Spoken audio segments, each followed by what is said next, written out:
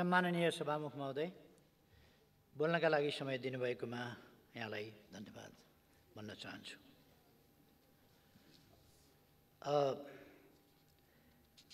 लगभग 1 महिना अघि सरकार परिवर्तन भएको छ र सरकार परिवर्तनको विषय लोकतन्त्रमा सामान्य कुरा नै हो। तर असामान्य ढङ्गले सरकार परिवर्तन भएकैले होला गठबन्धनका सत्तापक्षीय गठबन्धनका मित्रहरू असाध्य हौसिनु भएको छ। दसैँ आए जसरी केटाकेटी आँगनमा नाचे जस्तो नाच्दै ठिक भएको छ। 1 महिनासम्म आज पनि मैले बसेर सुने। धन्यवाद र बधाई के का लागि भन्दा 1 महिना केही नगरेको हुनाले धन्यवाद र बधाई। खुब चल्यो धन्यवाद र बधाई, बधाई धन्यवाद।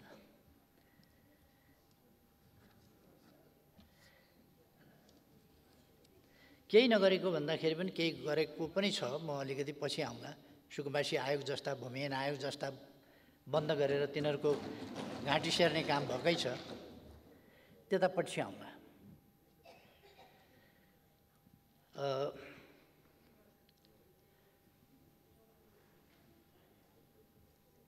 यो सरकार परिवर्तनको विषयलाई सायद मैले अघि भने जस्तै असामान्य ढङ्गले यो परिवर्तन भएको हुनाले होला यसलाई ठुलो हार जितको विषय बनाइएको छ। यो सरकार स्मरण रहोस्, कुनै नीति कार्यक्रम लिएर जनतामा गएर जनताको अभिमतबाट होइन, स्वार्थहरूको गठजोडबाट र अनुचित अभ्यासहरूबाट दलहरूका भित्रका असन्तुष्टिहरू, व्यक्तिका महत्त्वाकांक्षाहरू, व्यक्तिका अहम, व्यक्तिका कुण्ठाहरू र ती महत्त्वाकांक्षाको परिपूर्ति नभएको सन्दर्भमा त्यसले सिर्जना गरेका विकृत क्रियाकलापहरू, त्यसबाट सरकार परिवर्तन हुने स्थिति बन्यो। त्यसमा पनि म अलिकति पछि जाउँला।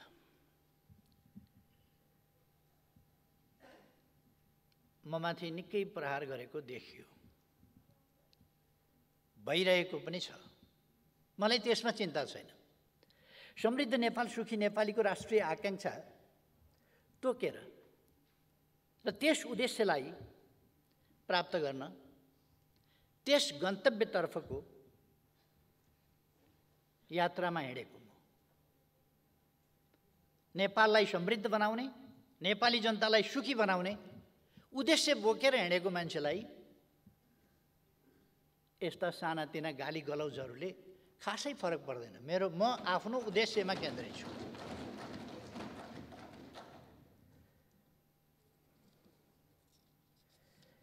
मेरा र मैले नेतृत्व गरेको पार्टीका नीति, कार्यक्रम, योजना र लक्ष्यहरू त्यसै अनुरूप तय गर्दै तदनुसारकै व्यवहार र प्रयास मेरो नेतृत्वको सरकारले गर्यो।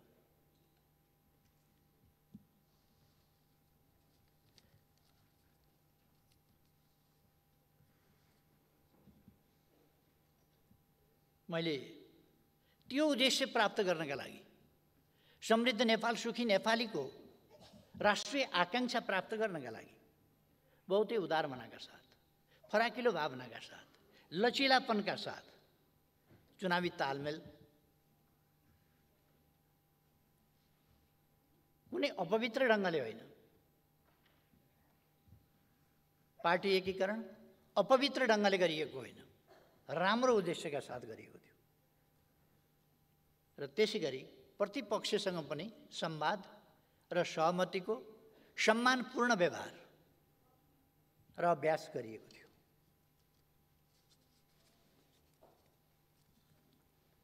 र त्यसका साथै सहकार्य गर्दै अगाडि बढ्ने नीति पनि लिएको थियो।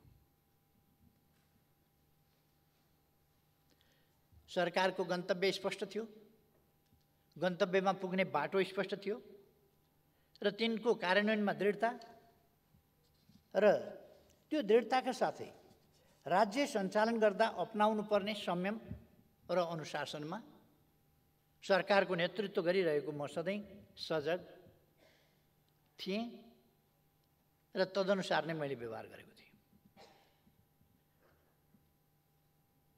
संविधान बमोजिम राज्य सञ्चालन हुनुपर्छ र कानुनी राजको अवधारणाको दृढ अवलम्बन हुनुपर्छ। पूर्वाग्रह, प्रतिशोध र संयमहीनता र पक्षधरता जस्ता शासकीय दुर्गुणबाट आफूलाई अलग राख्नुपर्छ भन्ने मान्यतामा म सधैँ स्पष्ट दृढ रहेर तदनुसारको व्यवहार गरेँ।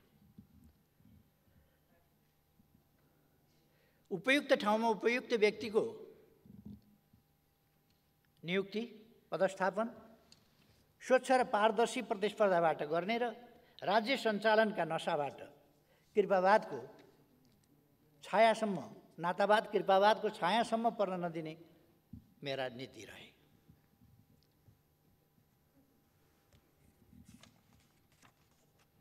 मैले आफू मात्रै होइन, मसँग सहयात्रा गरिरहेका साथीहरूलाई पनि मैले ती नीतिहरूमा अडिग रहन र तिनलाई अवलम्बन गर्न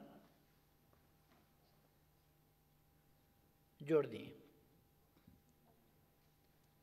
त्यसले कसैको लाभ र इच्छामा धक्का अवश्य पुर्यायो होला।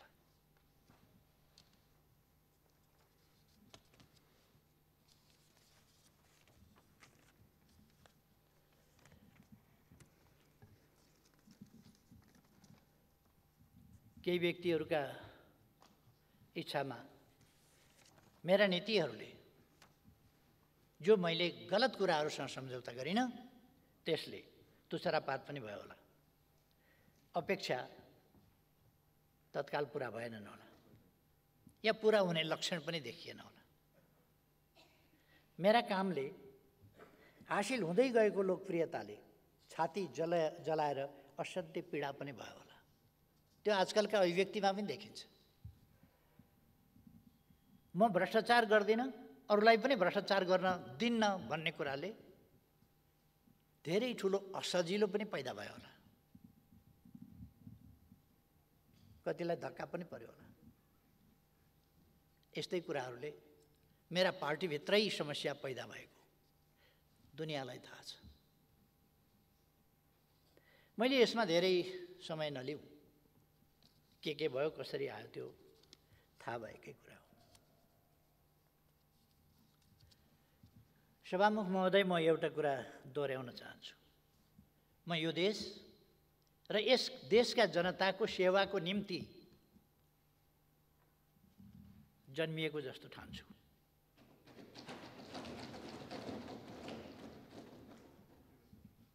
म प्रधानमन्त्री हुन जन्मिएको होइन, काम गर्दै जाँदा प्रधानमन्त्री पनि भएँ।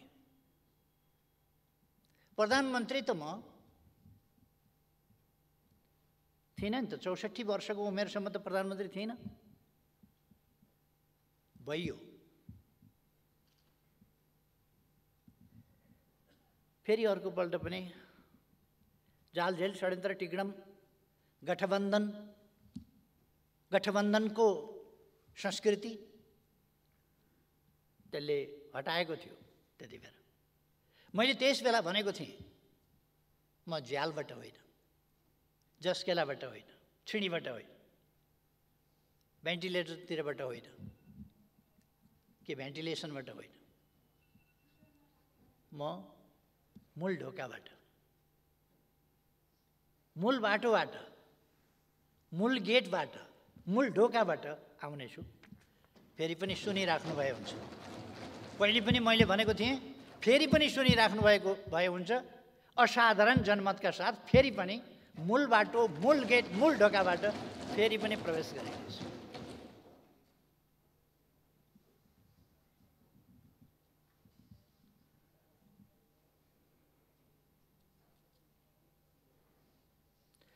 म मलाई राम्रो ग्रह दशाले प्रधानमन्त्री बनाएको होइन।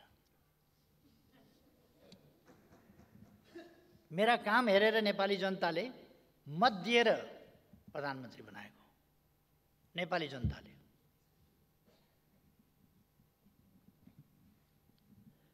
म विभिन्न पार्टीका नेताहरूका महत्त्वाकांक्षा, कुण्ठा, ईर्ष्या, जलन, अहङ्कार आदिको सम्मिश्रणबाट पनि प्रधानमन्त्री भएको होइन।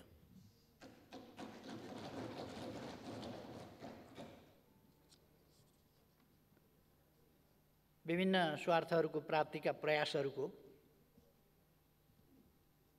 सङ्ग्रह गठजोडबाट पनि प्रधानमन्त्री भएको होइन।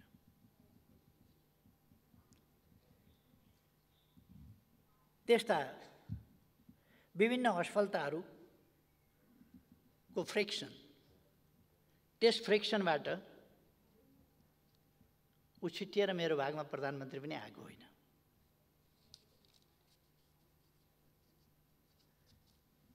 सभामुख महोदय, म कुनै जाली मुद्दा जितेर प्रधानमन्त्री भएको थिइनँ र म परमादेशबाट पनि भएको होइन, जनादेशबाट भएको।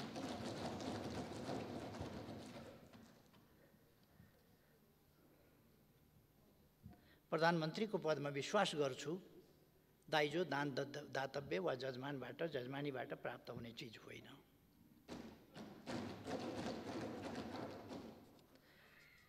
मैले पाएको प्रधानमन्त्रीको जिम्मेवारी नेपाली जनताले ममाथि प्रकट गरेको विश्वास हो र ममाथि विश्वास गरेर सुम्पिएको जिम्मेवारी हो।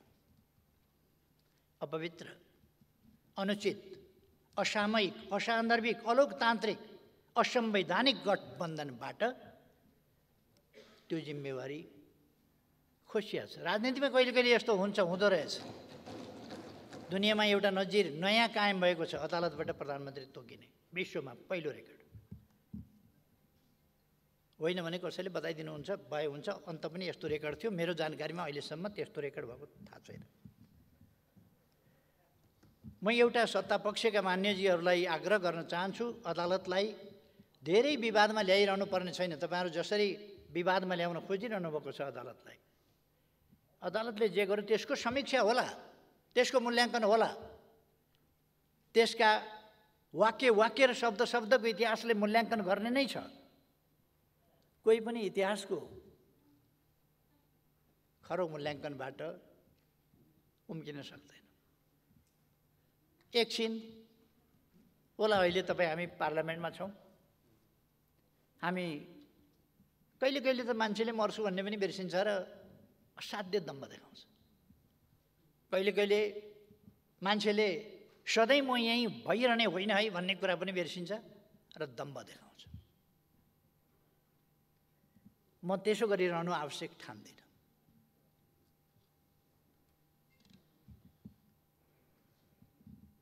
त्यसर्थ मलाई प्रधानमन्त्रीबाट हट्नु परेकोमा किञ्चित चिन्ता छैन। चिन्ता अदालत जस्तो सबैले विश्वास गर्नुपर्ने संस्थाको विश्वासमा कमी नहोस्।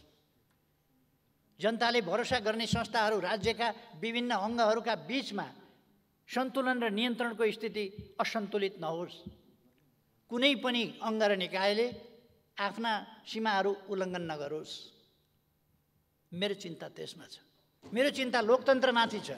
लोकतान्त्रिक संस्थाका विभिन्न लोकतान्त्रिक प्रणालीका विभिन्न संस्थाहरू आफ्ना मर्यादा र ठाउँमा बसेर काम गरून्। मेरो चिन्ता त्यस कुरामा छ। मेरो चिन्ता शान्ति, सुशासन र विकासको बाटो समातिसकेको देश फेरि अब लोकतान्त्रिक संस्कृति होइन, गठबन्धनको संस्कृतितिर। हामीले प्रतिस्पर्धात्मक लोकतान्त्रिक प्रणाली, प्रतिस्पर्धात्मक बहुदलीय राजनीतिक प्रणाली हामीले सङ्घर्ष गरेर ल्यायौँ। त्यो प्रणालीबाट, त्यो संस्कृतिबाट, त्यो लोकतान्त्रिक संस्कृतिबाट बद्दा अलोकतान्त्रिक स्वार्थहरूको गठबन्धनको संस्कृतितर्फ देश जान थाल्यो। यसले विकास ड्राइभ गर्न सक्दैन। विकासको अभियानलाई विकासको अभियानलाई ड्राइभ गर्न त त्यो ड्राइभ गर्नका लागि एउटा चिन्तनका साथ, एउटा दृष्टिकोणका साथ, एउटा गन्तव्य तोकेर उद्देश्यतर्फ हिँडेको सुस्पष्ट मार्गचित्र भएको र त्यो मार्गचित्र अनुसार ती नीति र त्यो गन्तव्यहरूलाई पुष्टि गर्ने खालको काममा सँगै बिना छलकपट, बिना स्वार्थ ती राष्ट्रिय उद्देश्यमा केन्द्रित भएको सरकार चाहिन्छ। त्यस्तो भएन भने स्वार्थहरूको गठजोडबाट, गठबन्धनबाट, विभिन्न स्वार्थहरूका तानातानहरूका बीचबाट राष्ट्रको विकासको अपेक्षा मृगमरीचिका हुनेछ। त्यो सम्भव छैन।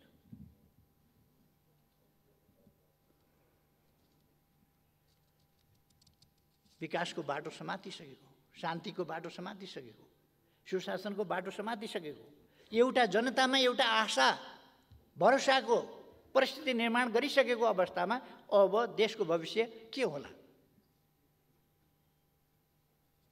स्पष्ट छ। 1 महिनाको समय त खेर गयो। बहुत राम्रो गठजोड छ तपाईहरुको। सरकार त बन्न सकेन, पुरा हुन सकेन। कति 4 जना मन्त्री कति लिएर हिँड्नु भएको छ। सबै मन्त्रालय आफै कहाँ राख्नु भएको छ। मन्त्रालय दिनभरिमा घुमेर पनि भ्याउनुहुन्न। अनि के हुन्छ? 1 महिनाको समय त खेर गयो। शुभकामनाको लहर अब 14-15 महिना अरु चल्नेछ। बधाईको लहर पनि 14-15 महिना चल्नेछ। प्रतिपक्षलाई गाली गर्ने पनि 14-15 महिना चल्नेछ। यसैमा 14-15 महिना त जान्छ। भोटोको फेर समातेर आँगनमा नाच्दा नाच्दै जाने भयो तपाईहरुको समय। माया लाग्छ।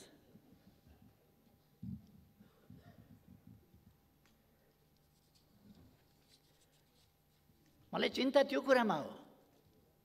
देशको विकासको यो प्रतिपक्षको सुन्नुभएको छ नि, यसलाई सुनेर सम्बोधन गर्नुहोस्, जवाफ दिनुहोस्, मेरो अहिलेको भनाइलाई असफल बनाइदिनुहोस्, विकासको तेज रफ्तारमा गति चढाउनुहोस्। तर सम्भव छैन, सम्भव छैन।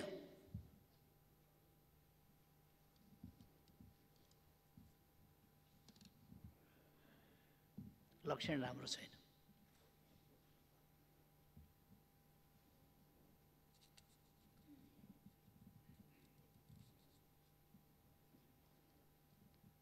अहिले के गर्दै हुनुहुन्छ? सत्ता परिवर्तन हुने बित्तिकै, सरकार परिवर्तन हुने बित्तिकै, परिवर्तित सरकार, अर्को सरकार बन्ने बित्तिकै सत्ता पक्षका नेताहरूले यसै रोस्टमबाट भन्नुभयो, होशियार, म आगो हुँ, म आगो हुँ, मसँग नखेल नत्र भन्नुभयो। मलाई थाहा छ उहाँले विगतमा लगाएको, देशमा लगाएको डढेलो म सम्झिन्छु।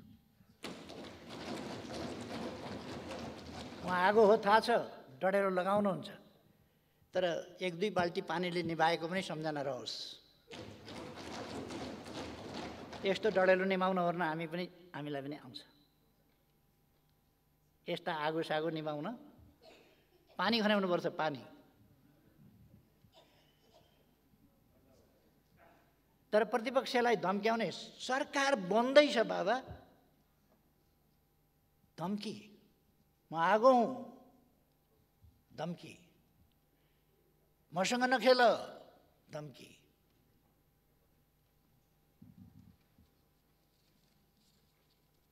तपाईहरुले कता कता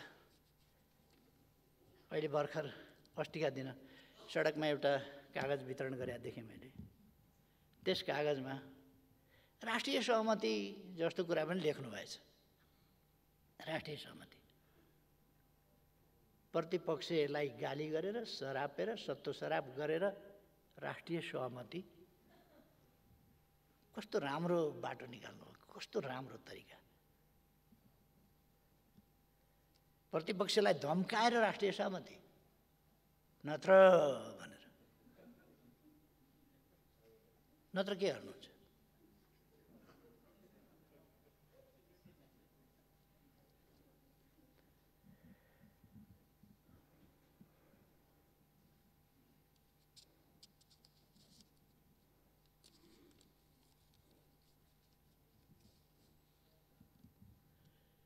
अघिल्लो सरकारका पालाका निकै बदखुवाई गर्न खोज्नुभयो। आज पनि कतिपय सांसदहरूले यो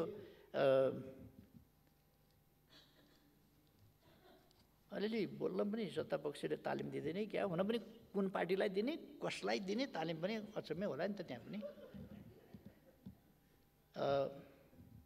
अघिल्लो सरकारले राजनीतिक समस्याहरू जो देशका मूल राजनीतिक समस्याहरू हुन् ती राजनीतिक समस्याहरूको समाधान गर्यो। विखण्डनवाद समाप्त गर्यो, वार्ताद्वारा विखण्डवाद समाप्त गर्यो, हिंसा राजनीतिक अभिष्ट प्राप्तिको लागि हिंसाको बाटो अपनाइरहेका समूहसँग संवाद गरेर उनीहरूलाई शान्तिपूर्ण राजनीतिको मूलधारमा ल्यायो। प्राय लगानी मैत्री वातावरणको कुरा चल्छ। त्यो अस्तिका दिन बेलुका बाँडेको सडकतिर कतै बाँडेको कागज, त्यसमा लगानी मैत्री वातावरण बनाउनका लागि निजी क्षेत्रसँग सहकारी गरेर लगानी मैत्री वातावरण बनाउने, यो स्वदेशी लगानी मैत्री भनेको हो कि विदेशी लगानी मैत्री भने हो? विदेशी लगानी मैत्री वातावरण बनाउने हो भने देशमा शान्ति सुव्यवस्था हुनुपर्दछ, हिंसा अन्त्य गर्नुपर्दछ, एक्सटर्सन रोक्नुपर्दछ।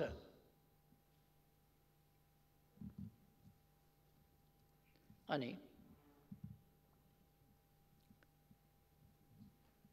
यहाँ त वातावरण बनाइएको होइन र हिंसा अन्त्य गरेर शान्तिपूर्ण ढङ्गले लगानी गर्न पाउने, प्रतिफल लान पाउने त्यस खालको व्यवस्थाहरू गरेर सुविधाहरू पाउने, ती व्यवस्थाहरू गरेपछि लगानी मैत्री वातावरण भएन। त्यस कारण लगानी मैत्री वातावरण वास्तवमा निर्माण भएको छ। त्यो वातावरणलाई अहिलेको सरकारले जोगाओस्, जोगाउन सफलता पाओस्। यस देशका लागि म शुभकामना भन्छु। यस देशका लागि वैदेशिक लगानी ल्याउन आवश्यक छ।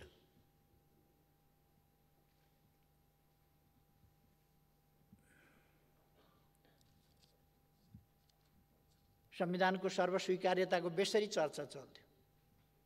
आज संविधानको सर्वस्वीकार्यता संविधान संशोधनको सन्दर्भमा होस् या अरू सन्दर्भमा होस्, राजनीतिक सन्दर्भमा होस्, संविधानको सर्वस्वीकार्यतामा अब समस्या छैन। सबैले संविधान स्वीकारेको छ। अब कहीँ कतै कमी लाग्न सक्छ, त्यसलाई संशोधन गर्नुपर्छ भन्ने कुरा बेग्लै कुरा हो। संविधान संशोधन गर्नुपर्छ भन्ने कुरा त पर्न सक्छ, आवश्यकता पर्यो भने संविधान संशोधन हुन सक्छ, गर्नुपर्छ, त्यो स्वाभाविक कुरा हो। त्यसलाई संविधानको अस्वीकार्यता भन्न सकिँदैन। तर आज संविधानको स्वीकार्यता, सर्वस्वीकार्यता भनेको छ। थरुहटसँगका समस्याहरू समाधान भएका छन्। अरूसँग यस्ता सहमतिहरू र यस्ता राजनीतिक उपलब्धिहरूको महत्त्व अहिलेको सरकारले बुझोस् भन्ने मेरो आग्रह छ।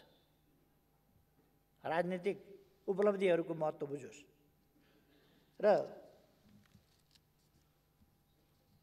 यस्ता कुराहरूलाई सरकार भनेको एउटा निरन्तरताको कुरा पनि हो।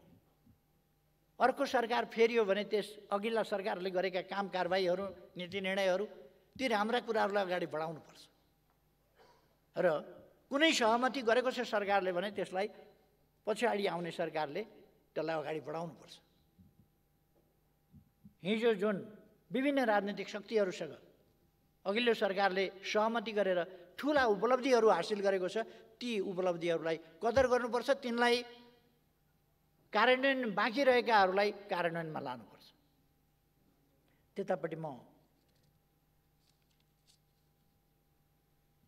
ध्यानाकर्षण गर्न चाहन्छु। अन्तर्राष्ट्रिय सम्बन्धमा गरेका उपलब्धिहरू, राष्ट्रियताको सन्दर्भमा गरेका उपलब्धिहरू, राष्ट्रिय भूमिलाई, आफ्नो देशको भूभागलाई सामेल गरेर नक्सा जारी गरिएको, संविधानको अनुसूचीमा परिवर्तन गरिएको, संविधान संशोधन गरिएको, त्यसमा राष्ट्रलाई एकजुट बनाइएको, यी उपलब्धिहरू आज त सत्ता पक्षले बाहिरबाट धम्काउने र गोलाबारी गर्ने गरेको छ। संवादहीनताको स्थिति छ।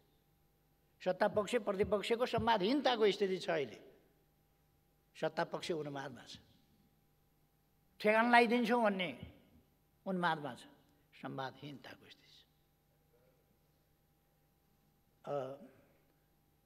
तर हिजो अन्तर्राष्ट्रिय क्षेत्रमा, अन्तर्राष्ट्रिय सम्बन्धका क्षेत्रमा छिमेकीहरूसँग पारस्परिक लाभ, पारस्परिक सम्मानको आधारमा गरिएका सन्तुलित छिमेक सम्बन्ध, सन्तुलित व्यवहारिक ती सम्बन्धहरू राष्ट्रिय स्वाभिमानलाई झुक्न नदिएर, बोल्न नसकेर होइन, नबोलेर होइन, सभामुख महोदयले आज भन्नुभयो सरकारले सकेसम्म छिटै छानबिन गरेर भएको तथ्य के हो, दार्चुलाको ट्रेनबाट झरेर मरेको व्यक्ति, त्यसमा पनि अलिकति भ्रम पनि फिजाउनु भएको छ। फेरि के बेहुलीको समयमा तुइन हटाउँछु भन्थ्यो, त्यो ठेका लागिसकेको कुरा हो। त्यसभन्दा अगाडि, म आउनुभन्दा अगाडि उता इन्डिया सरकारले कुनै पनि पुल बनाउन पारिपट्टि सहमति दिँदैनथ्यो।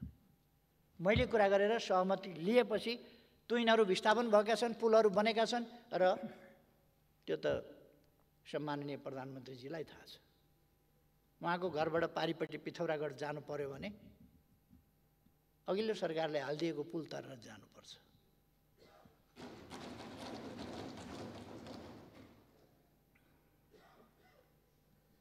आजकल सुन्छु व्हाइट पेपर तयार गर्ने, के तथ्याङ्क डाटा आँकडा ल्याउने, ल्याए हुन्छ।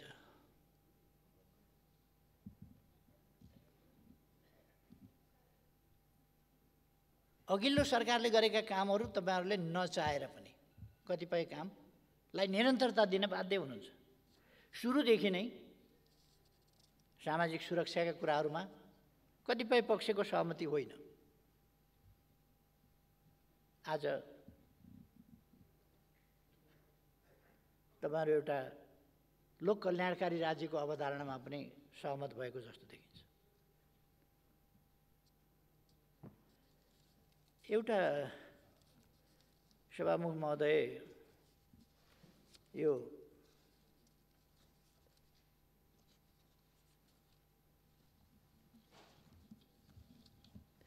अस्तिका दिन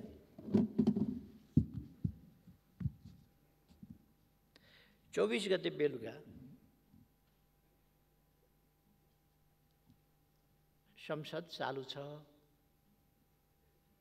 संसद अधिवेशन चालू छ, संसदका बैठकहरू भइरहेका छन्। आज संसदको अधिवेशन बस्दैछ। अस्ति बेलुका संसद छलेको भन्ने त बडा चर्चा हुन्थ्यो। के बेलुको सरकारले संसद छल्यो भन्ने चर्चा हुन्थ्यो। संसद नभएका बेला जरुरी परेका कामहरू गर्दा पनि संसद छलेको भन्ने कुरा आउँथ्यो। अहिले त संसदको बैठक चालू छ अनि 26 गते संसद हुनेवाला छ। 24 गते बेलुका बाहिरै कतै सरकारको, संयुक्त सरकारको साझा न्यूनतम कार्यक्रम भनेर एउटा कागज प्रस्तुत भयो।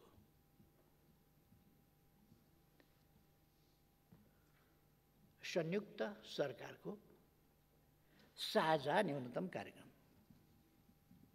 संयुक्त सरकारको न्यूनतम कार्यक्रम भनेपछि यो साझा सहकारी किन लेख्नु पर्यो? यो साझा सरकारको कार्यक्रम हो कि साझा कार्यक्रम हो? साझाको कार्यक्रम हो। संयुक्त सरकारको साझा।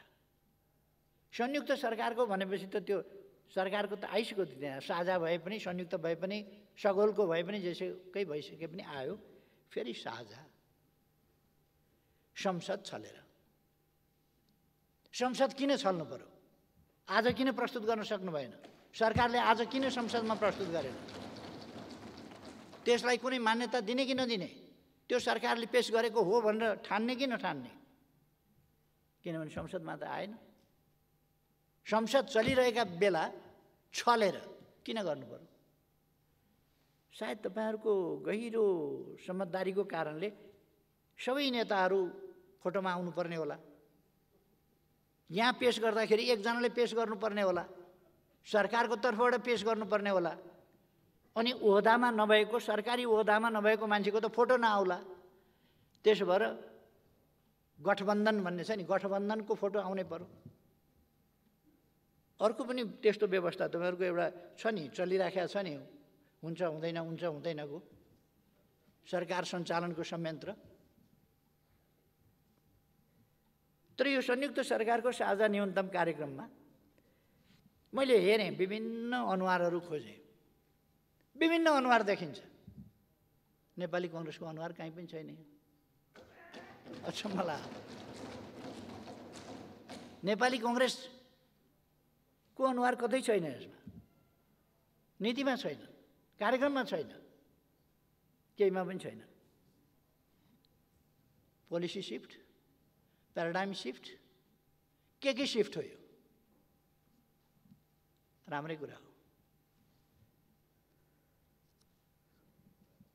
यो संयुक्त सरकारको साझा न्यूनतम कार्यक्रम, यसले साना मसिना कुरा गरेको छ। अहिलेको गठबन्धन सरकारमा हुँदा एमसीसी गर्नुभएको थियो जस्तो लाग्छ तपाईहरुले। एमसीसी गर्नुभएको थियो। एमसीसी को बारेमा त यो संयुक्त सरकारको साझा न्यूनतम कार्यक्रम, एमसीसी बिर्सिनु भयो क्या? एमसीसी त यहाँ त खै मैले त देखिनँ यता कतै। एमसीसी छैन कहीँ।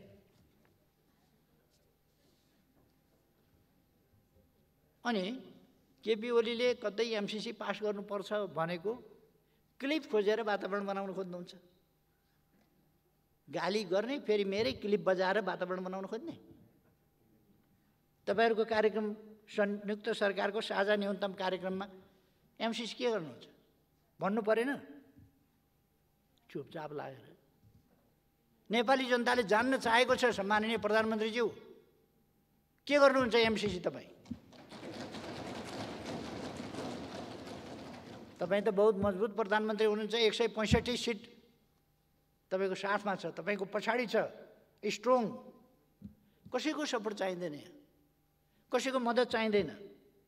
त्यो 165 को सबल जत्थाले के भन्छ? एमसीसी पास गर्ने, फेल गर्ने, के चुप लाग्छ?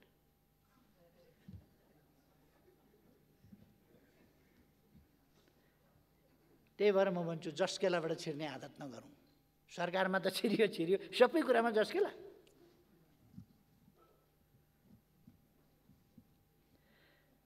संयुक्त सरकारको साझा न्यूनतम कार्यक्रममा लिम्पियाधुरा, लिपुलेक र कालापानी भारतसँग वार्ता गरेर फिर्ता ल्याउँछु भन्न किन सक्नु भएन तपाईले? लिम्पियाधुरा, लिपुलेक र कालापानी भनेको समस्या हो भनेर समस्यामा राख्नुहोस्। समस्यामा के लिम्पियाधुरा, लिपुलेक र कालापानी समस्या हो? हाम्रो अभिन्न भूभाग, हाम्रो पवित्र भूभाग समस्या हुन्छ? समस्या समाधान गर्ने यो भने के? यो समस्या हो भने त तपाईले छोडिदियो भनेदेखि त समस्या समाधान होला नि। के भनेको यो? समस्या समाधान गर्छु भनेको स्पष्ट रूपमा हाम्रो भूमि हामी फिर्ता लिन्छौँ भन्नुपर्छ कि यो समस्या हो समाधान गर्छु भन्नुपर्छ? यस्तो खुट्टा कमाउनु पर्ने कसले बनायो? कसले बनायो यस्तो खुट्टा कमाउनु पर्ने? अघिल्लो सरकार यस्तो थियो उस्तो थियो अनेक थियो सबै थियो, तर यति त आँट गरेर कमसेकम नक्सा बनाउँथ्यो, छाप्थ्यो, संविधान संशोधन गर्थ्यो, त्यसलाई संविधानको अङ्ग बनाउँथ्यो, भारतलाई पत्राचार गर्थ्यो, संवाद गर्थ्यो। अहिले लिम्पियाधुरा लिपुलेख र कालापानी समस्या हो। समस्या होइन, त्यो हाम्रो भूभाग हो, पवित्र भूभाग हो, त्यो फिर्ता लिनुहोस्।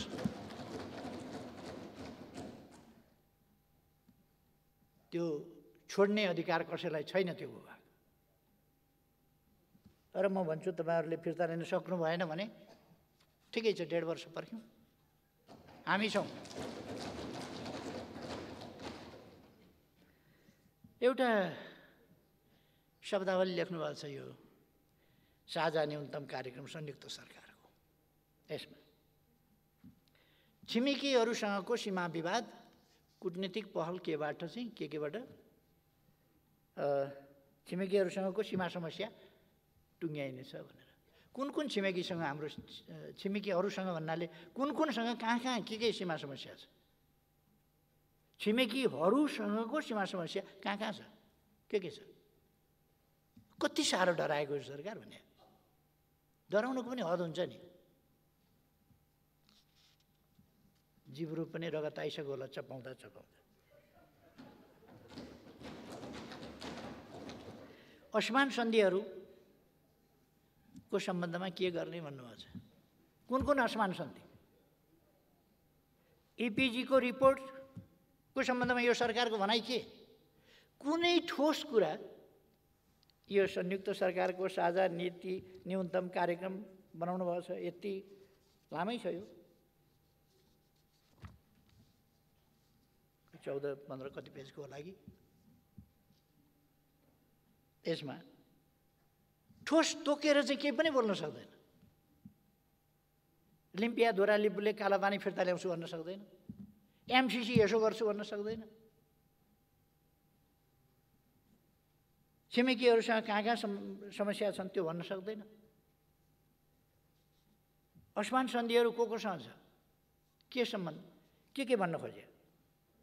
अघि भर्खर एकजना माननीयले कुरा उठाउनु भएको थियो, 1947 को ब्रिटिस इन्डियाबाट फर्किने बेलामा गरिएको तथाकथित त्रिपक्षीय गोर्खा सैनिक सम्बन्धी सन्धि, त्यो हो 1950 को ट्रिटी हो अथवा के हो? महाकाली ट्रिटी हो, एमसीसी हो, बिआरआई हो, के हो? के पनि बोल्न सक्नुहुन्न, चुइक बोल्न सक्नुहुन्न, गोलमटोल। एउटा बोल्न खोज्छ अर्काले हुँदैन भन्छ, अर्को बोल्न खोज्छ अर्काले हुँदैन भन्छ, त्यस्तै त होला।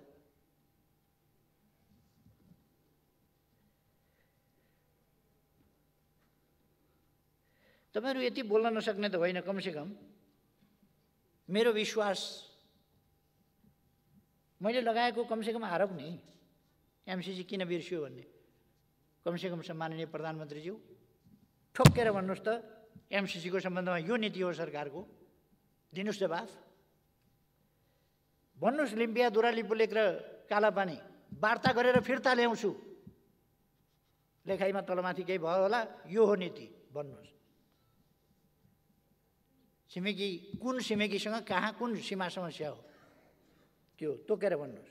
असमान सन्धि कुन कुन भन्न खोजे हो भन्नुस्।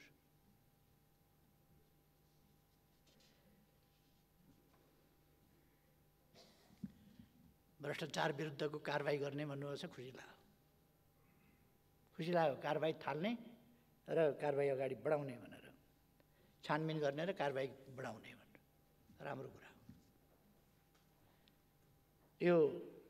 अब साँच्चै हुन्छ कि त अगाडिदेखि त्यो भ्रष्टाचारका थुप्रै कुराहरू उठिराखेका छन्,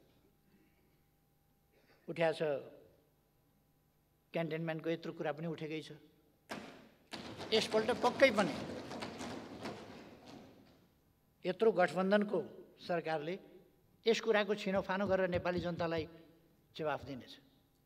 क्यान्टनमेन्टको छानबिन गर्छु।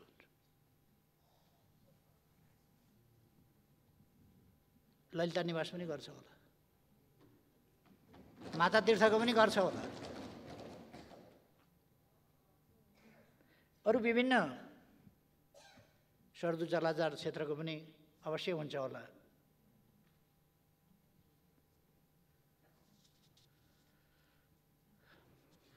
मैले आशा मात्रै गरौँ, यो कुनै राजनीतिक प्रतिशोधका लागि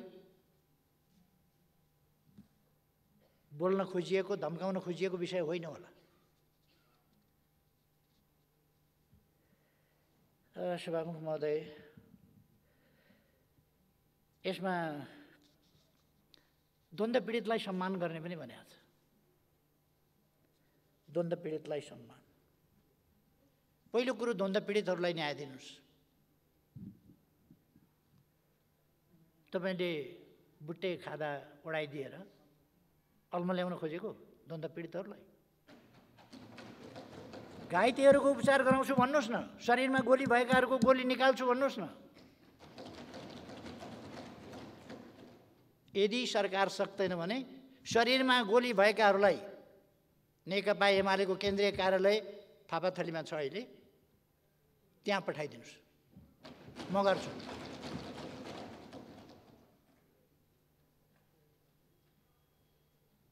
न्याय दिनुहोस्, छानबिन गर्नुहोस् न। त्यत्रो गौर हत्याकाण्ड भयो, निर्दोष निहत्ता मान्छेहरू मारिए,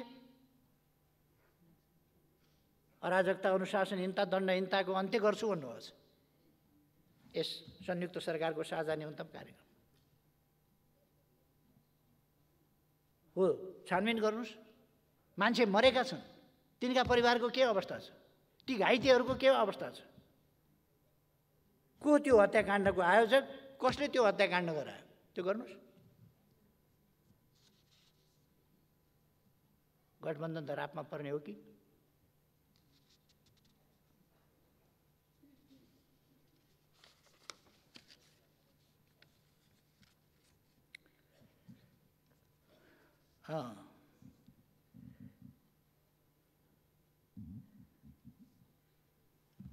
अब लोकतान्त्रिक संस्कृति होइन, तपाईँहरूले आपसी संवाद, सहमति र सहकार्य मार्फत गठबन्धनको संस्कृति विकास गर्न। लोकतान्त्रिक संस्कृति होइन, गठबन्धनको, अपवित्र स्वार्थका लेनदेनको, देशप्रति समर्पित होइन, एउटा नीति कार्यक्रम बोकेको होइन। अनि लेफ्ट, राइट, सेन्टर, अगाडि पछाडि, दायाँ बायाँ नीतिहरूको विविधता कतै जोडिँदैन, विचारहरू कतै जोडिँदैनन्। सत्ता मात्रै सब कुछ होइन। सत्ता देशको सेवा गर्ने, देशलाई अगाडि बढाउने एउटा माध्यम हुनुपर्दछ। सरकार देश सेवाको माध्यम हुनुपर्दछ, विकासको इन्स्ट्रुमेन्ट हुनुपर्दछ, सुशासनका लागि इन्स्ट्रुमेन्ट हुनुपर्दछ। सरकार स्वार्थहरू बाँडचुँड गरेर भाग शान्ति जय नेपाल गर्ने होइन।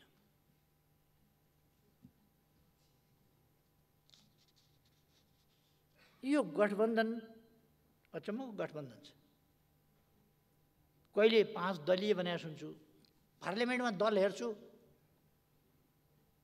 मेरो दल त त्यसमा छैन। स्मरण रहोस्, नेकपा एमाले गठबन्धनमा छैन, प्रतिपक्षमा छ। अनुशासनहीनता र अराजकता अन्त्य गर्ने यहाँहरूले प्रतिबद्धता जनाउनु भएको छ। यसमा यो शाब्दिक मात्रै हो कि व्यवहारमा हो? पार्लियामेन्ट र पार्लियामेन्टभित्रको अनुशासनहीनता र अराजकता, त्यसलाई नियन्त्रण गर्ने काम चाहिँ सत्तापक्षको हुन्छ कि हुँदैन? कि त्यसलाई बखप गर्ने सत्ताको लागि? पार्टी फुटाएर सरकार गिराउने बनाउने खालका खेल, किनबेच आदि कुराहरूका खेल, यिनले लोकतान्त्रिक संस्कृतिलाई बढावा दिँदैन। गठबन्धन कहिले कहिलेका निम्ति, एकछिनका निम्ति आवश्यक हुन पनि सक्ला, गठबन्धनको संस्कृति भनेको कुनै लोकतान्त्रिक संस्कृति होइन। लोकतान्त्रिक संस्कृति विचारमा आधारित हुन्छ, स्वार्थमा आधारित होइन। गठबन्धन स्वार्थ आधारित हो, विचार आधारित होइन। देश बनाउने हो भने विचार आधारित राजनीति अगाडि बढाउनुपर्छ। लोकतन्त्रका आधारभूत मूल्य मान्यतामा केन्द्रित भएर अगाडि जानुपर्छ।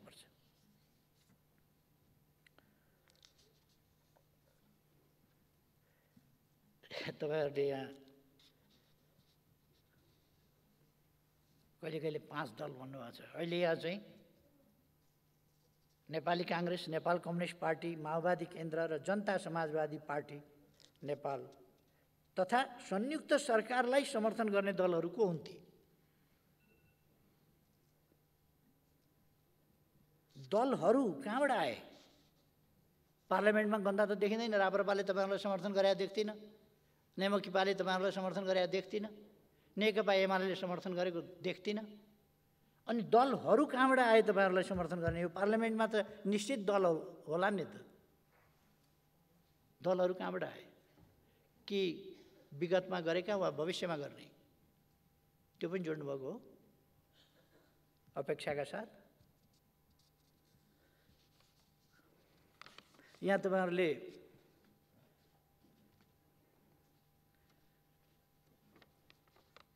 आपसी संवाद, सहमति र सहकार्यको संस्कृतिको विकास गर्दै राष्ट्रिय एकता सुदृढ गर्ने भन्ने पनि राख्नुभएको छ।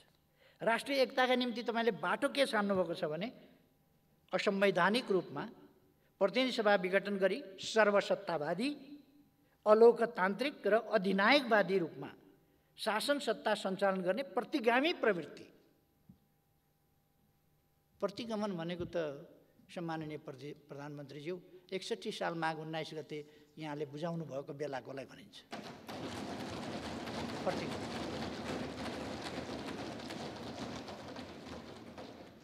प्रतिगमन कहाँबाट आयो? प्रतिगमन संविधानसम्म ढङ्गले सिफारिस भएको छ, संविधानसम्म ढङ्गले विघटन भएको छ। अदालतले भन्यो भन्दैमा अदालतले एउटा बेन्चबाट एउटालाई ज्यानमारा भन्छ, एउटा अदालतले अर्कोले उसलाई चाहिँ बाइज्जत रिहाई गर्नु, ऊ चाहिँ नि कुनै अपराधमा संलग्न छैन भन्छ। अदालतले एकपल्ट भन्यो भन्दैमा त्यही कुरा सत्य हुन्छ भन्ने छैन। अदालतको फैसलालाई सम्मान गर्छौँ हामी, मान्छौँ हामी।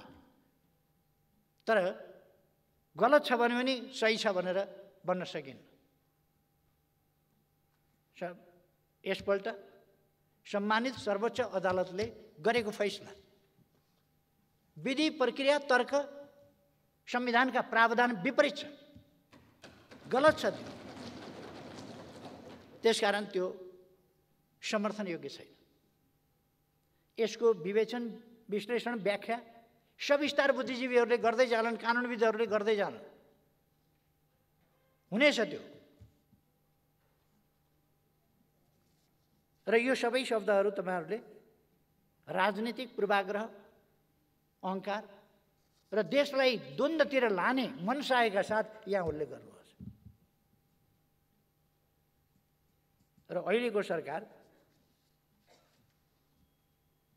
कुनै जनादेशबाट आएको, लोकतान्त्रिक विधिबाट आएको होइन, अलोकतान्त्रिक विधिबाट आएको सरकार हो।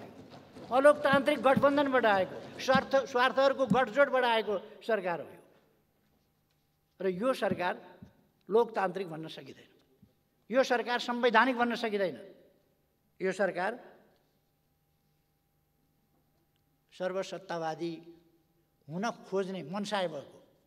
आउने बित्तिकै यसले पहिले कसमाथि पञ्चरो चलायो भन्दा भूमिहीन सुकुम्बासीहरूमाथि पञ्चरो चलायो। कसको सरकार भन्ने कुरा त्यसबाट देखिँदैन।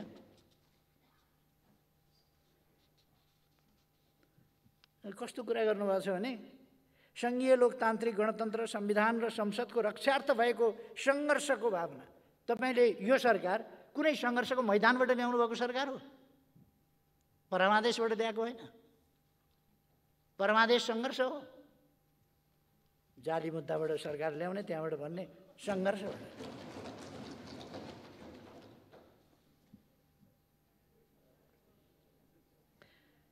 सरकारका, संयुक्त सरकारका प्राथमिकताहरू राख्नुभएको छ। प्राथमिकता त भूमिहीन सुकुम्बासीहरूका समस्या समाधान गर्न नदिनु, त्यसलाई रोक्नु, तिनीहरूमाथि वञ्चहरू चलाउनु, आयोग विघटन गर्नु रहेछ नि त वास्तविक त।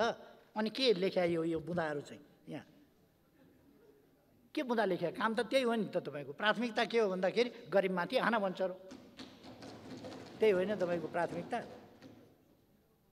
अनि भन्दाखेरि चाहिँ अरू प्राथमिकता हेरेँ मैले। यो सुकुम्बासी आयोग विघटन गर्ने, गरिबलाई चाहिँ मार हान्ने, गरिबको बिचल्ली पार्ने प्राथमिकतामा छ कि छैन भनेर हेरेको, सबै नकली कुरा छ प्राथमिकता, सकली कुरै छैन।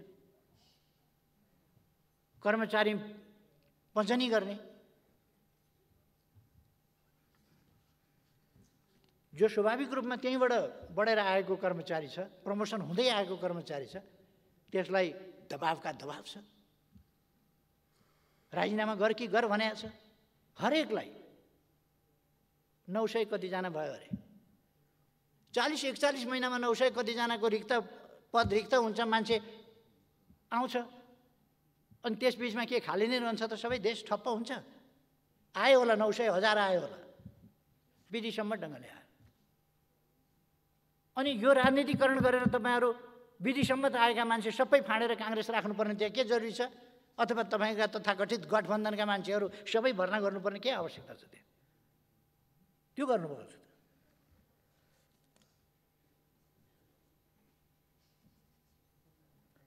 यो खोपलाई महत्त्वपूर्ण रूपमा राख्न खोज्नुभएको छ। आगामी चैत मध्यान्तसम्ममा खोप लगाउन योग्य सबैलाई निःशुल्क खोपको व्यवस्था गर्ने भन्नु छ। निःशुल्क खोपको व्यवस्था गर्न लाग्या हो अहिले लाग्नुभएको हो? निःशुल्क खोपको व्यवस्था गर्ने यो त पोहोरको कुरा होइन। अघिल्लो सरकारले निःशुल्क गरेको छैन। परीक्षण निःशुल्क गर्ने सुरु गर्न लाग्नुभएको हो। निःशुल्क परीक्षण अब फिस नलिने, यस्तो झुट कुराहरू पनि राख्ने। निःशुल्क खोपको अभ्यासलाई निरन्तरता दिइनेछ भन्न त्यति पनि सत्य बोल्न कस्तो आँट नभएको, अचम्म लाग्छ। खोप त ल्याइदिएको छ त, मेरो सरकारले खोप ल्याइदिएको छ, खोप त थुपारिदिएको छ। किन चैतसम्म लगाउनुहुन्छ? लगाउनलाई चैतसम्म किन पर्खिनुहुन्छ? कुरो लाउनुहोस् न छिटो छिटो। लगभग 1 करोड खोप स्टकमा छ। आउँदैछ, एकैचोटि ल्याएर त राख्न भएन, त्यो आउँदैछ, आइरहेको छ।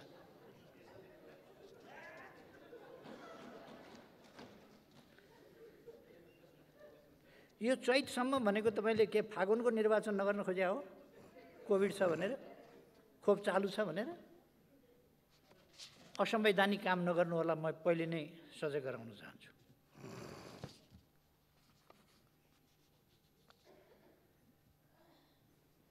यो संसदमा विचाराधीन विधेयकहरू टुङ्गो लगाउने भन्ने राख्नुभएको रहेछ नीति कार्यक्रममा। अनि यो 1 महिनासम्म के हेर्नुभएको त? संसद बिजनेस नपाएर यस्तो छ। हप्ता 10 दिनमा एकपल्ट बस्छ, बधाई शुभकामनाको ओहिरो आउँछ। विधेयक किन पेश नगरे? किन पास नगरे? नागरिकहरू नागरिकता नपाएर हैरान छन्। 3 वर्षसम्म समितिमा अड्काएर राखियो। समितिमा अड्काएर 3 वर्षसम्म राखियो एउटा विधेयक। नागरिकले नागरिकता पाएका छैन। पहाडमा होस्, तराईमा होस्, हिमाली भेगमा होस्, जहाँसुकै पाएका छैन। यस्तो अवस्थामा अध्यादेशबाट भए पनि नागरिकता दिएर सबभन्दा ठुलो कुरो संविधानको उल्लङ्घन भएको छैन, कानुनको उल्लङ्घन भएको छैन, संविधानको मर्म र भावना विपरीत भएको छैन। संविधान बमोजिम अध्यादेश जारी गरिएको छ। संविधानको प्रावधान कानुन नभएर लागू हुन सकेका थिएन, त्यस प्रावधानलाई लागू गरिएको छ, कानुन बमोजिम। अनि त्यसलाई पनि खारेज गर्नुभयो। कति मान्छे आत्महत्या गर्ने स्थितिमा छन्, कति युवाहरू पढ्न पाएका छैनन्, कति युवाहरूले जब पाएका छैनन्, कतिले विदेश गएर पढ्न राहदानी पाएका छैनन्। संवेदनशील हुनु पर्दैन? अनि अध्यादेशबाट नागरिकता दिने कानुन ल्याउँदा त्यो उद्यम भयो। अब कानुन त कमसेकम त्यो ल्याउनुहोस् न त। त्यो तपाईँले ल्याउन सक्नुहुन्न सम्माननीय प्रधानमन्त्रीज्यू, सक्नुहुन्न, किनभने तपाईँको यो गठबन्धन छ नि, यो देश र जनताका लागि होइन, जनताको समस्या समाधान गर्न होइन, यो मिलिजुली खानका लागि हो। धरापमा पर्छ, धरापमा पर्छ यो, त्यस कारण सक्नुहुन्न। तर म भन्छु सरकारले यो ऐन तुरुन्त पास गर्नुपर्छ, तुरुन्त। यहाँ पेश गर्नुहोस् भनेपछि तपाईँले अधिवेशन बन्द गरिदिने बेर छैन।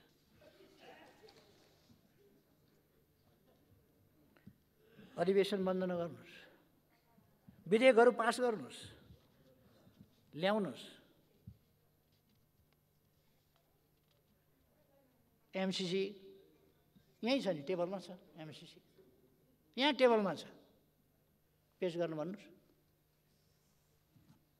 निर्णयार्थ यहीँ भइहाल्छ नि। आफैसँग 165 छ, 165 आफैसँग छ नि। निर्णयार्थ प्रस्तुत गर्दछु भनेपछि त 165वटा ताली दुईटै ड्याम ड्याम ड्याम ड्याम ड्याम ड्याम बज्ला नि त। अनि शान्ति प्रक्रियालाई पूर्णता दिने भनेर सम्माननीय प्रधानमन्त्रीजी, शान्ति प्रक्रिया केले रोकिएको छ त सम्झनै होला। म प्रधानमन्त्री हुँदा मैले त्यति बेला 2जना साथीहरूलाई भने, बढी सम्बन्धित तपाईँहरू हुनुहुन्छ, तपाईँहरू जे भन्नुहुन्छ त्यही गर्ने, जो भन्नुहुन्छ त्यही नियुक्त गर्ने काम होस्। त्यसै अनुसार नियुक्त गरे होइन मान्छे, त्यसै अनुसार नियुक्त गरिदिएको हो। जो भन्यो त्यही। मैले नाम होतन ठेगाना हेरिनँ, यहाँहरूले हेर्नुभयो। तर ती आयोगहरू किन त्यसरी निष्प्रभावी र निष्क्रिय बनाइए? सरकार नटेर्ने आयोगहरू। यो अल्मल्याउने खालका कुराहरू किन हुन्छन् यसरी?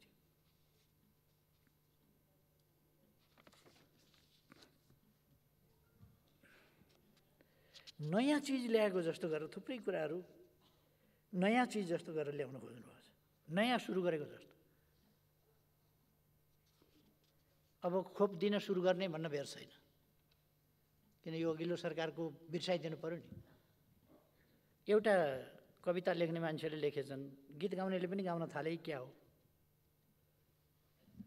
एउटा कविता लेखेछन्, भत्काइदेऊ धरारा, पुरिदेऊ रानी पोखरी, टालिदेऊ सुरुङका पालहरू, भत्काइदेऊ बाटा र पुलहरू, ओली याद आउने सबै चिजहरू। यो सरकारको नीति कार्यक्रम यही होइन मुख्यतः? संक्षिप्तमा यही गीत न हो मुख्य नीति कार्यक्रम त?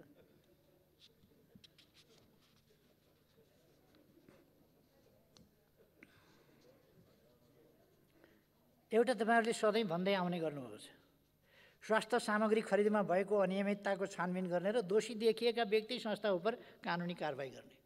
मेरो आग्रह छ, गर्नुहोस्, गर्नुहोस्, दोषीलाई कारबाही गर्नुहोस्। अलिक अगाडिदेखि पनि छानबिन गर्नुहोस् है।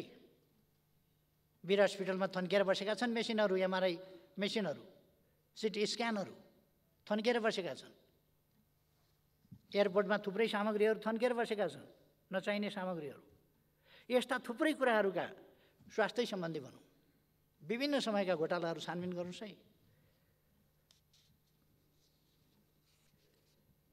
एउटा अचम्म लाग्यो मलाई, सुरक्षा नीतिमा आवश्यक परिमार्जन गरी, सुरक्षा नीति भनेको दिनदिनै परिमार्जन गर्ने कुरा होइन, हरेक सरकार परिवर्तन हुँदा परिमार्जन गर्ने विषय होइन।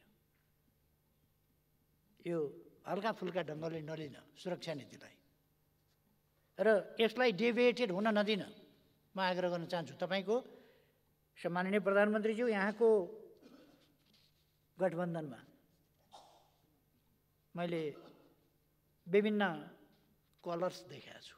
ती कलर्स, ती ती रङहरू यो सुरक्षा नीति, विदेश नीति यस्ता कुराहरूमा प्रतिबिम्बित हुनु हुँदैन। राष्ट्रिय नीति त्यसमा जानुपर्छ। राष्ट्रिय हित प्रतिकूल रहेका सन्धि सम्झौताहरूको बारेमा मैले अघि नै भने, यो कुन कुन भनेको हो भन्ने कुरा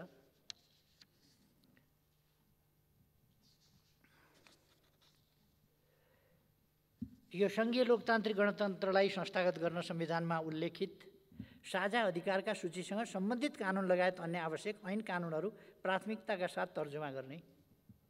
यो त 1 वर्ष लगाएर संविधान अनुकूल संरचनाहरूको निर्माणदेखि लिएर, संरचनाहरूको गठनदेखि लिएर, तिनलाई अधिकार सम्पन्न बनाउनेदेखि लिएर, तिनका निम्ति आवश्यक कानुन तर्जुमा गर्नेदेखि लिएर, तिनलाई एउटा नमुना कानुनहरू बनाएर प्रदेश र स्थानीय तहहरूमा समेत पठाउने कुराहरूदेखि लिएर सङ्घीयता कार्यान्वयनका लागि कानुनहरूको निर्माण गर्ने र त्यो कानुनहरू, सङ्घीयता निर्माणका कानुनहरू, वित्तीय व्यवस्था अनि संरचना लगायतका थुप्रै कामहरू गरिएका छन् भने बाँकी रहेका कामहरू त भन्न सक्नु पर्थ्यो, अब गर्ने हो र? यो त भइसकेको छ। अब कुनै कुरा बाँकी छ भने भन्ने कुरा चाहिँ एउटा हुनसक्छ।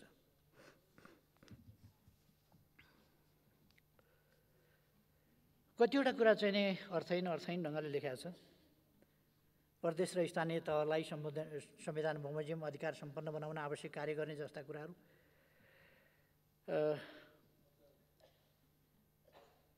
यस्तो भुलभुलैयाका कुराहरू राखेको छ।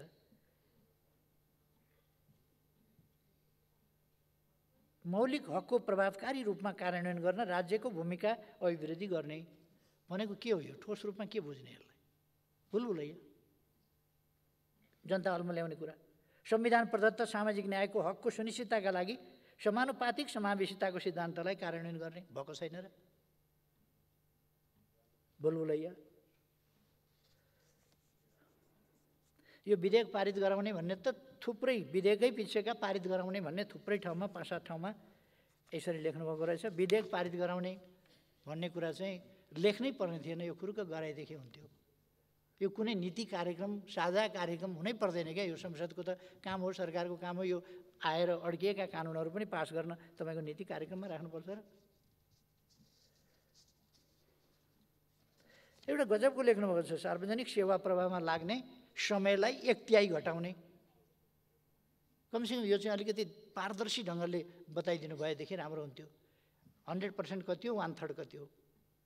100% अहिलेको स्थिति 100% कहाँनेरि छ, त्यसलाई 1/3 मा ल्याउँदाखेरि कहाँनेरि पुग्छ, त्यो अलिकति मूर्त रूपमा। नत्र भने यस्तो खालको चाहिँ चटक, शाब्दिक चटक यो नगर्दा पनि हुन्थ्यो।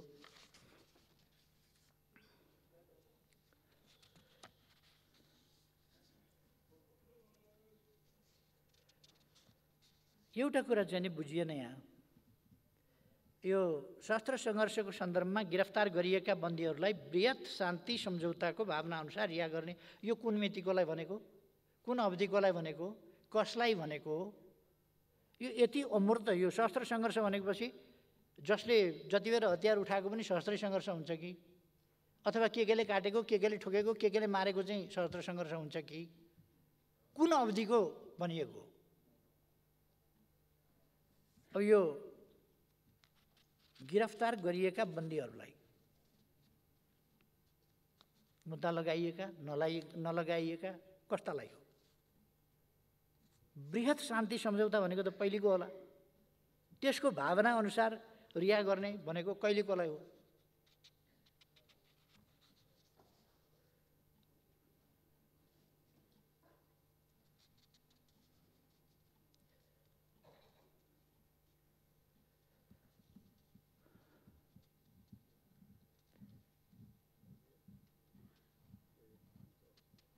यो लाल आयोगको प्रतिवेदन सार्वजनिक गर्ने भन्नुभएको छ, त्यो त यसमा लेखेर यो कति समयका लागि हो? यो सरकार छैन्जेलका लागि हो कि कहिलेका लागि हो? यो भन्नुपर्छ लाल आयोगको प्रतिवेदन थपक्क ल्याएर पेस गर्दा हुँदैन? अनि कार्यक्रममा राख्नुपर्छ? पेस गर्नुहोस् न, कमसेकम सुन्न पाइयोस्। अहिले पठाएर ल्याउन लाग्यो हुन्छ पेस गर्नलाई। कत्रो ठुलो किन राखिराख्या यहाँ लागेको प्रतिवेदन ल्याउनुहोस् न, पेस गर्नुहोस् न, यहाँ सार्वजनिक गरौँ न। यो सरकारको साझा न्यूनतम कार्यक्रम बाहिरै गर्दा हुन्छ भनेदेखि यो सदन सिद्धिएपछि पनि बाहिर गएर पनि सार्वजनिक गरे हुन्छ नि। त्यो त आजै गरिदिउँ।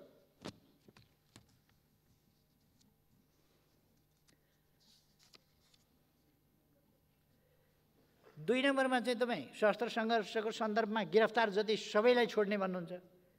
त्यही 4 नम्बरमा आइपुग्दा यो शान्ति प्रक्रियाको पूर्णता 2.5 को 4 मा आइपुग्दा लाल आयोगको प्रतिवेदन सार्वजनिक गर्ने, तराई मधेसमा भएका विभिन्न आन्दोलनका बेला लगाइएका मुद्दाहरूको पुनरावलोकन गरी, यहाँ चाहिँ यत्रो लामो प्रोसेस नि, पुनरावलोकन गरी अन्यायपूर्वक बन्दी बनाइएका न्यायपूर्ण ढङ्गले थुन्या त ठिकै छ होइन त। माथिकालाई चाहिँ सशस्त्र सङ्घर्षको सन्दर्भमा गिरफ्तार गरिएका बन्दीहरूलाई चाहिँ बृहत शान्ति सम्झौताको भावना अनुसार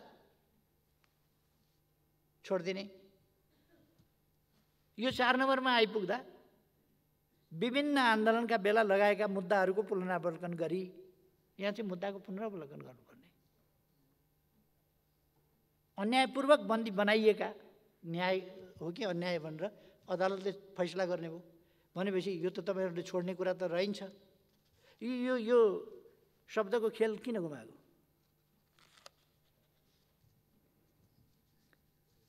घटकका मान्छेहरूलाई, घटकलाई सरकार फुत्किए लागि भन्ने डर होला, यो कुरै बोल्न त सक्दैन नि। यो त जनतालाई ढाँट्ने कुरा मात्रै हो।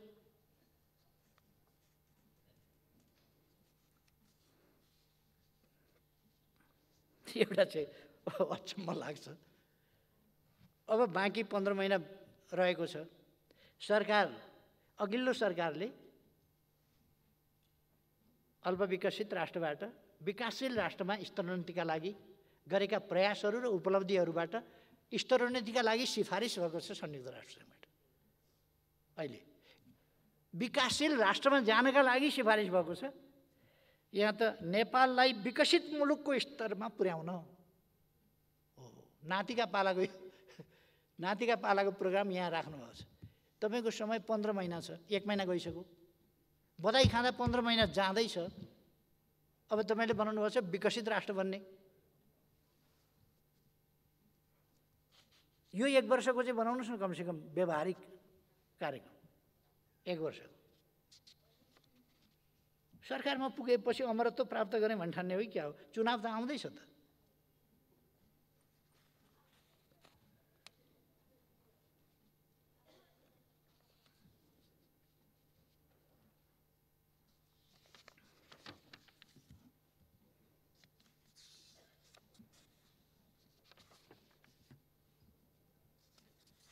एउटा गजबको राख्नुभएछ। अलिकति यहाँनिर छुटेछ र मैले सम्झाइदिन खोजेँ। यो कुनको चाहिँ भने आर्थिक नीति तथा कार्यक्रमको 9 बुँदाको अन्तिममा एउटा कुरा राख्नुभएको रहेछ। मुलुकको मध्यभागमा पर्ने गरी एउटा हाइटेक सिटी निर्माणका लागि सम्भाव्यता अध्ययन गर्ने। मध्यभागमा जसो पर्ने गरी, यो लगभग मध्यभागमा होला। यो मध्यबिन्दुभन्दा अलिक पूर्व होला। तपाईँहरूले मतपत्र च्याताएर जिताएको थियो नि, त्यतातिर होला हाइटेक सिटी। राम्रै ल्याउनुभएको छ कार्यक्रम, योजना।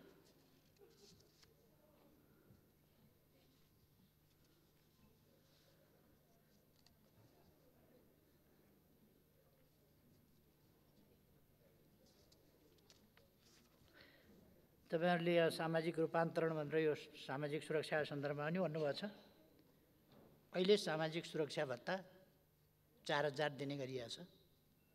त्यसमा 1 रुपियाँ घटाउनु होला। त्यो घटाउन मिल्दैन। त्यतापट्टि तपाईँहरूले नच्याए पनि हुन्छ।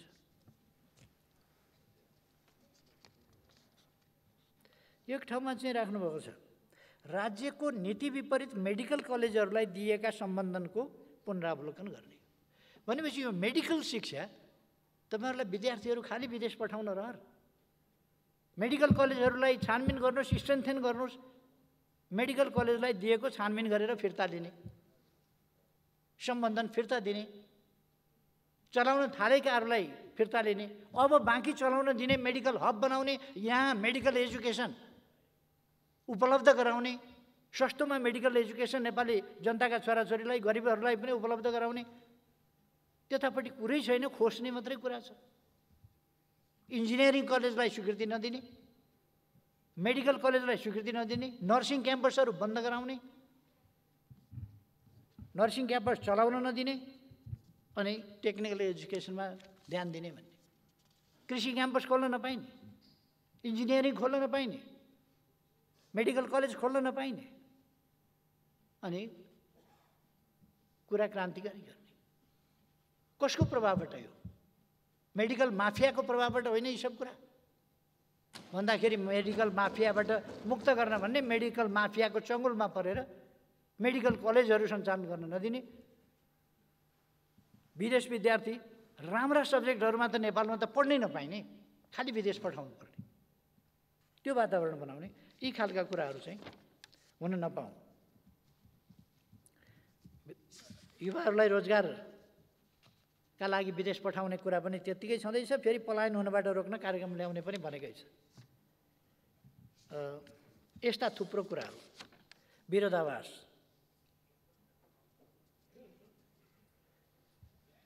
एउटा खुब भेट्टाएँ भनेर तपाईँहरूले अपव्याख्या गरिरहनु भएको छ अहिले सत्ता गठबन्धनका मान्छेहरू, पार्टीहरू। यो चुरे क्षेत्रको दोहन गर्न, अनुचित दोहन गर्न, त्यसलाई त्यहाँबाट गिटी बालुवा उत्खनन गर्न रोक्ने र खानी पत्ता लगाएर वातावरणीय मूल्याङ्कन गरेर त्यसबाट ल्याउने भनेको, त्यसबाट निकाल्ने भनेको एक ठाउँमा एउटा सामान्य अहिलेको असान्दर्भिक कुरा हो। त्यो बाहिर पठाउने, बढी भयो भनेदेखि बाहिर पठाउने भन्ने शब्दावली त्यहाँ परेछ। मलाई यो लाग्दैन कि नेपालले कहिल्यै कुनै चिज निर्यात गर्दैन, होइन, कहिले कहिले निर्यात गर्ला पनि नगर्ला पनि त्यो अहिले राख्न आवश्यक थिएन। त्यो अहिले हामी आफैलाई पर्याप्त हुँदैन। खानी कहिले पत्ता लगाउने, के गर्ने, चुरेको रोक्ने, दोहन रोक्ने कुरा हो। चुरेको दोहन रोक्नका लागि खानी पत्ता लगाएर त्यसबाट उत्खनन गरेर चुरे संरक्षणमा ध्यान दिने भन्ने कुरा राखिएको थियो। चुरे क्षेत्रको उत्खनन गरी ढुङ्गा गिटी बालुवा निर्यात गर्ने कार्यलाई रोक लगाउने, त्यो रोक होइन, त्यो त लगाइसकेको छ। त्यो रोकभन्दा पहिले तपाईँहरूको गठबन्धनका नेता कार्यकर्ताहरू चुरे दोहनमा को कहाँ संलग्न छन् त्यो चाहिँ निकाल्नुहोस् न पहिले। यहीँ गोदावरी नगरपालिकामा को इन्भल्भ हुनुहुन्छ? तपाईँका मन्त्री इन्भल्भ हुनुहुन्छ कि हुनुहुन्न? सम्माननीय प्रधानमन्त्रीज्यू ढुक्कले भन्न सक्नुहुन्छ? को इन्भल्भ हुनुहुन्छ? त्यहाँ जङ्गल उजाड भएको देख्नुहुन्छ कि हुन्न? 2 रोपनी लिएर 100 रोपनी कब्जा गरेको देख्नुहुन्छ कि देख्नुहुन्न? चुरे दोहन, अरू यस्ता अनधिकृत दोहन, दादागिरी चलेको छ। गठबन्धनमा सामेल हुँदैमा दादागिरी चलाउन पाइँदैन, देशको दोहन गर्न पाइँदैन, अनधिकृत ढङ्गले देशलाई बर्बाद गर्न पाइँदैन।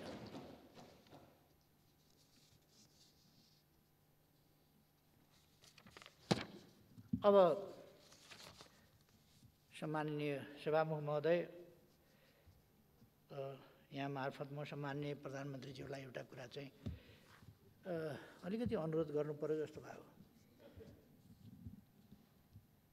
सम्माननीय प्रधानमन्त्रीज्यू, मेरै पार्टीका केही मान्छेहरू पाउला र खाउला भनेर यहाँका पछि कुदेका छन्। सम्माननीय प्रधानमन्त्रीज्यू, तिनीहरूलाई मन्त्री दिनुहोस् न, किन विलम्ब गर्नुभएको? हिरिक भएका छन् बिचराहरू मन्त्री खानका लागि, प्लिज।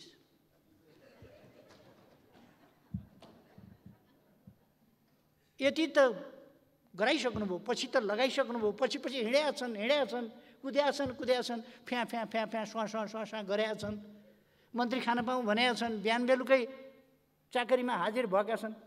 मन्त्री दिनुहोस् प्लिज, दिनुहोस्। मेरो दलमा अलिकति घाटा भए पनि सुहाउँला बुझाउँला। धन्यवाद।